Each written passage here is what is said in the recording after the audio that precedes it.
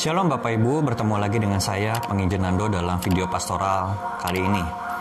Kita telah melihat dan mungkin sebagian dari Bapak Ibu yang menonton video ini sudah mengambil komitmen untuk menjadi seorang pengikut Kristus, seorang murid Kristus. Dan sekilas saya akan mengulang bahwa menjadi murid Kristus atau mengikut Kristus itu kita tidak lepas dari pengakuan akan keberadaannya, Roma 10 ayat 9. Kita juga memilih untuk beribadah kepadanya, Yosua 24 ayat 15, dan kita juga mau seperti yang di dalam Markus pasal 8 tertulis bahwa kita mau menyangkal diri dan memikul salib diri kita untuk mengikut Yesus. Nah, hari ini saya akan mengajak Bapak Ibu untuk lebih dalam mencermati akan poin kedua tentang pilihan beribadah kepadanya. Nah, bagaimana sih kita bisa beribadah kepadanya seperti yang Allah kehendaki? Bagaimana kita bisa menyenangkan hatinya di dalam ibadah yang kita lakukan?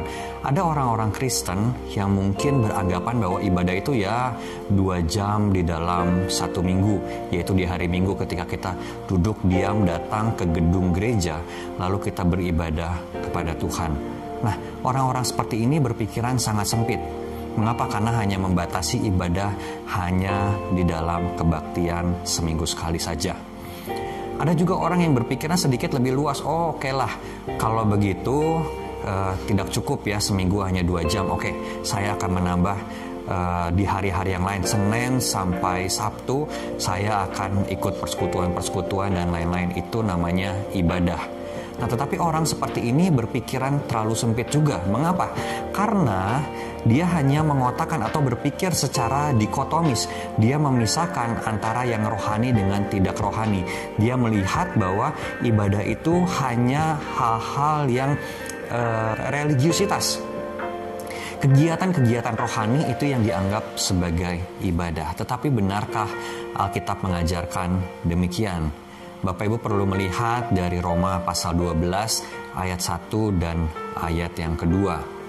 Ya, mungkin kita sudah hafal, yaitu demi kemurahan Allah aku menasihatkan kamu supaya kamu mempersembahkan tubuhmu sebagai persembahan yang hidup, yang kudus dan yang berkenan kepada Allah.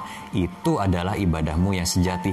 Jadi Bapak Ibu, ibadah Kristen yang sejati itu tidak hanya ketika kita duduk diam pada hari Minggu atau pada hari-hari lainnya, ketika kita dalam konteks dalam tanda kutip beribadah atau di dalam konteks kebaktian saja. Tidak seperti itu. Tapi ketika kita makan, ketika kita bekerja, ketika kita berinteraksi dengan orang banyak, ketika kita mengendarai kendaraan kita, semuanya itu adalah bagian dari ibadah kita. Jadi jangan memisahkan antara hal yang rohani dengan hal yang tidak rohani. Ada orang mungkin berkata, oh pekerjaan kamu apa? Oh pekerjaan saya mah sekuler. Bapak Ibu, ini tidak boleh terus-menerus kita pegang erat-erat sebagai pola pikir yang benar. Karena Alkitab tidak mengajarkannya. Berusahalah untuk berubah, apalagi dalam Roma 12 ayat yang kedua, berubahlah oleh pembaharuan budimu. Jadi ketika ada pola pikir kita yang salah dan Alkitab telah mengoreksinya, ayo Bapak Ibu, kita berubah. Jangan sampai kita terus mempertahankan apa yang salah.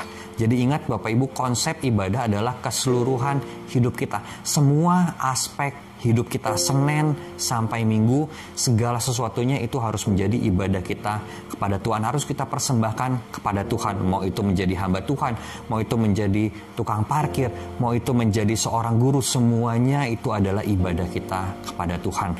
Sehingga seharusnya apa yang kita kerjakan itu sebaik-baiknya seperti untuk Tuhan dan bukan untuk manusia. Kolose 3 ayat 23. Nah, selain itu Bapak Ibu, ada satu lagi aspek ibadah yang tidak boleh kita abaikan, yaitu dari Roma 12 ayat 2. Tetapi saya akan membahas hal ini di dalam video yang berikutnya. Pada kali ini cukuplah kiranya kita semua belajar dari Roma 12 ayat 1 bahwa ibadah yang sejati adalah keseluruhan hidup kita. 24 jam hidup kita itu harus kita dedikasikan kepada Tuhan sebagai ibadah kita yang sejati. Selamat beribadah di dalam seluruh aspek hidup Bapak Ibu sekalian, dan kiranya Tuhan berkenan atasnya. Kiranya juga Tuhan memberkati Bapak Ibu saudara sekalian. Amin.